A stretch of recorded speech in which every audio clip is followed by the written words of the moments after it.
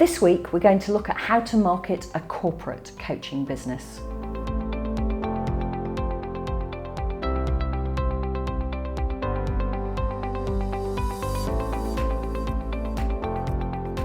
Marketing to corporates is different to marketing to individuals who will be paying for their own coaching. Just to kind of start by clarifying what I mean by those two things, marketing to a corporate is what's referred to as B2B marketing, and marketing to somebody who'll be paying for their own coaching is what we refer to as B2C.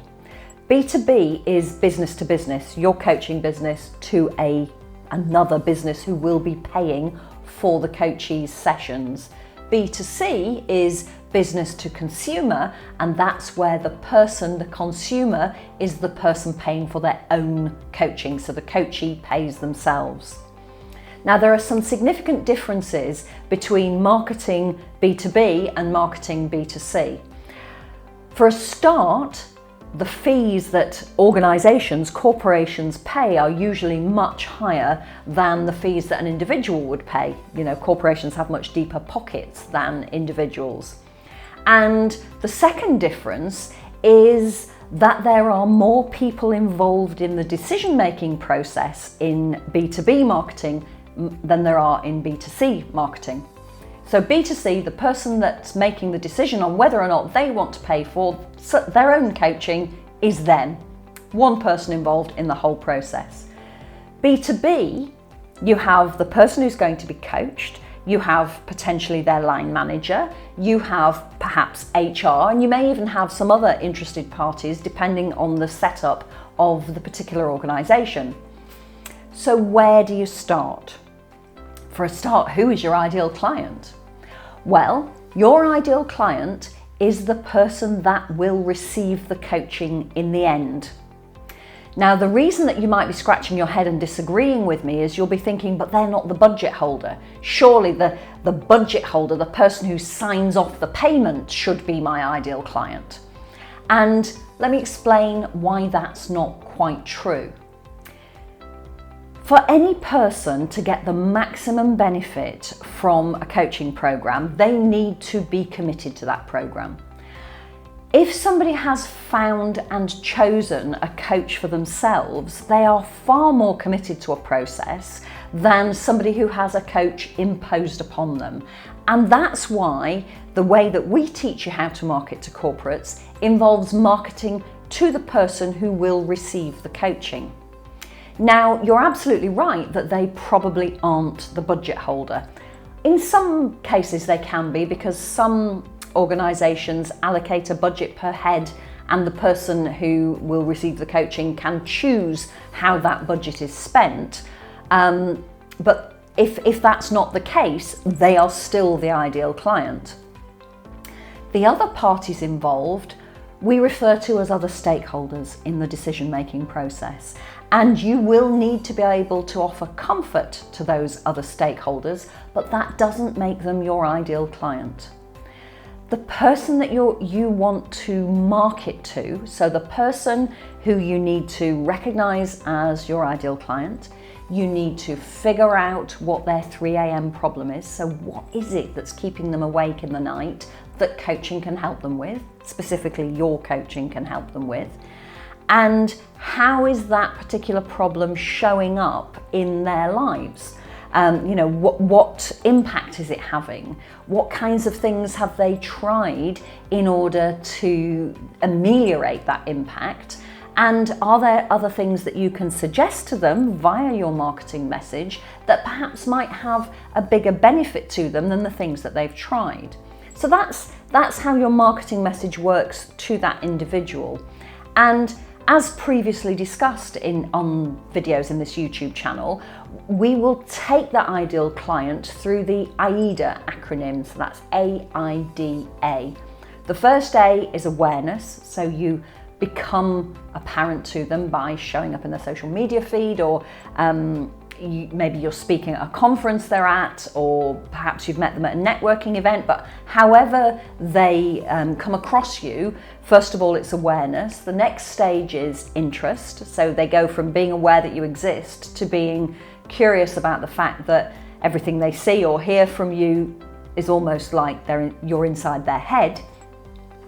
They then move on to desire, which is where they get to the point where they think, do you know what, I actually need to speak to this coach. And the final A is for action, which in the case of a coach, corporate or otherwise, is when they want a conversation with you. So they book into your diary to have a chat. Now, at something like a conference, you can take them through that AIDA acronym in the space of your presentation.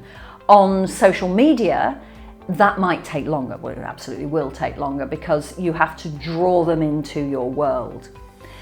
The reason that you want them on board is because once the decision-making process starts, so this individual says, do you know what, I think I might like some coaching, I found this coach, they absolutely understand my position and I'm really interested, that's kind of where your ideal client starts. They will then need to go and have conversations with their line manager, maybe with HR, and you, as their potential coach, can have those conversations with them. So when they say, gosh, yeah, great, this conversation we've had in a strategy call, this is exactly what I need help with, I'm going to go and see if my organisation will pay for you, then you can say, well, look, why don't we book a conversation with your line manager together? And the benefit that you've got that, you know, these large faceless coaching organisations that send hundreds of associate coaches into individual businesses, the benefit that you've got is that you now have the person who will be receiving the coaching as your champion. And so when you go with them to have the conversation with their line manager, that might be a face-to-face conversation or it might be a virtual conversation. When you're having that conversation, you've already got the buy-in from the coachee. There will be a separate conversation potentially to have with HR if the line manager's not the budget holder. But again, providing that you understand the benefit to HR of the coaching program that you're talking about, then there is no reason to fear that conversation. You can absolutely be able to present the case for coaching this particular individual or kind of individuals from the point of view of HR, as you have already from the point of view of the line manager. Now, what I'm talking there, this ability to talk from different points of view, is really the crux of the difference between marketing to corporates and marketing to individuals. Because when you're marketing to a corporate, you need to make sure that the problem that you've identified that the coachee needs to have solved is one that has a distinct benefit to the organisation as well. So when you're coaching individuals, you might, for example, be a coach who works with people who want to leave one organisation and change career or change jobs. A corporate isn't going to pay for you to coach their individual to leave the organisation. Obviously, they're not. And so whatever problem that you know the individual has to have a benefit to the organisation too. It has to be a win-win. So in order to have a benefit to the organisation, you need to think, what is an organisation willing to pay for? And I can absolutely tell you that it always boils down to money. So you need to be able to save them money or make them money in order for them to be prepared to pay for a coaching program. So how do you figure that out? Because I know that without exception, when I say to a coach, what outcome can the client expect? They say, well, it depends. Now, obviously, you can't figure out ROI on it depends. ROI is return on investment. And figuring out return on investment for coaching is something that coaches everywhere can find really challenging. However, it's not actually that difficult to do, provided that you've recognised a problem that has a benefit to the individual and a benefit to the organisation. So let me give you an example.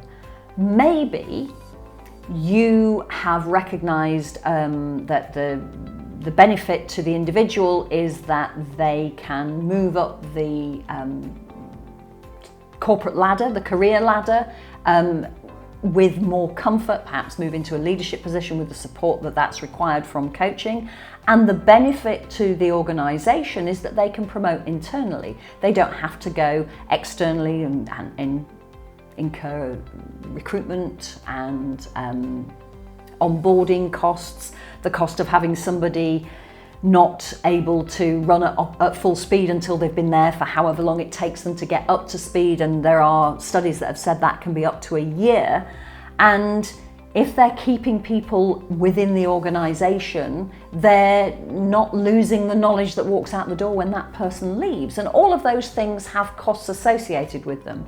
So it's rarely possible to work out ROI for coaching down to the nearest penny, but it's certainly possible to give a broad brush ROI on any coaching program where you've figured out the benefit for the individual and the benefit for the organisation.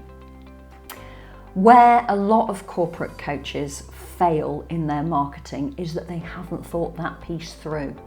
So you need to very carefully consider, what is it that the kind of person I want to work with has an issue with, that them solving that issue will also be a huge benefit to the organisation. So just to recap, the problem needs to be a win-win, or rather solving the problem needs to be a win-win, a win for the individual, a win for the organisation.